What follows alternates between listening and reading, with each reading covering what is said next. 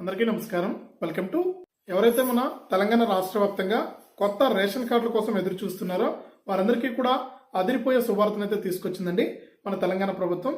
ఇక పూర్తి వివరాలు అయితే మనం వీడియో ద్వారా తెలుసుకుందాం. కొత్త రేషన్ కార్డుల ప్రక్రియ ఏ తేదీ నుంచి ఉంటుంది, అలాగే కొత్త రేషన్ కార్డులోకి కుటుంబ సభ్యులను ఎప్పటి నుంచి చేర్చుకోవచ్చు అనే సమాచారం అంతా కూడా మనకు తెలంగాణ ప్రభుత్వం అయితే నోటిఫికేషన్ రూపంలో ఇవ్వడం జరిగింది. మీకు స్క్రీన్ పైన కూడా నోటిఫికేషన్ కూడా మీకు చూపిస్తాను. ఇక వివరాల్లోకి అయితే వెళ్ళిపోదాం. వివరాల్లోకి వెళ్లే ముందు మీకు అందరికీ కూడా ఒక చిన్న రిక్వెస్ట్ అండి. ఇంకా మీరు వీడియోను లైక్ చేయకుండా ఉంటే వెంటనే లైక్ చేసేయండి, అలాగే తెలిసిన వాళ్ళకు షేర్ చేయండి.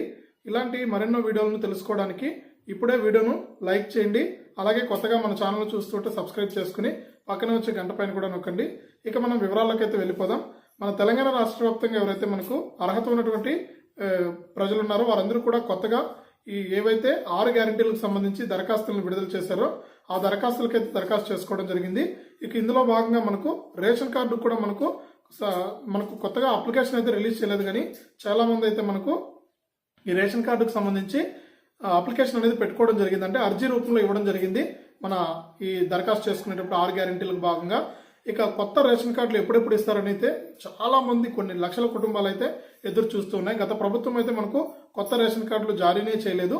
ఈ నేపథ్యంలో మనకు కొత్త రేషన్ కార్డులకు సంబంధించి ఎప్పుడు ఇస్తున్నారంటే చూసినట్లయితే కొత్త రేషన్ కార్డుల అంశంపై రానున్న కేబినెట్ భేటీలో కీలక నిర్ణయం తీసుకున్నట్లు కూడా మనకు సమాచారం అయితే ఉంది. అలాగే కొత్త కార్డులకు మీ సేవ ద్వారా దరఖాస్తులు స్వీకరించడం, ఇదివరకే ఉన్నటువంటి కార్డుల్లో కుటుంబ సభ్యులను చేర్చే విషయంపై చర్చించి ఓ నిర్ణయానికి రానున్నట్లు కూడా తెలుస్తుంది. ఇక రేషన్ కార్డుల కోసం మనకు ప్రజాపాలన దరఖాస్తుల్లో భాగంగా, ప్రజాపాలన కార్యక్రమంలో భాగంగా భారీ విజ్ఞప్తులు అయితే వచ్చాయన్నమాట. వీలైనంత త్వరగా కేబినెట్ మీటింగ్ లో దీనిపైన నిర్ణయం తీసుకుని కొత్త రేషన్ కార్డులను జారీ చేయడం, అలాగే కొత్త రేషన్ కార్డుల్లోకి పాత రేషన్ కార్డుల్లోకి కుటుంబ సభ్యులను చేర్చుకోవడం జరుగుతుందని సీఎం రేవంత్ రెడ్డి గారు అయితే తెలియజేశారనమాట.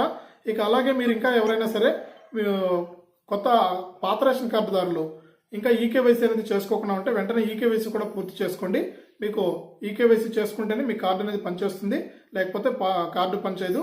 అలాగే ఆధార్ కార్డులు ఉన్న వాళ్ళు కూడా అప్డేట్ అనేది చేయించుకోండి. ఇది సమాచారం. వీడియోని లైక్ చేయండి, షేర్ చేయండి, మన ఛానల్ను ఇప్పుడే సబ్స్క్రైబ్ చేసుకోండి.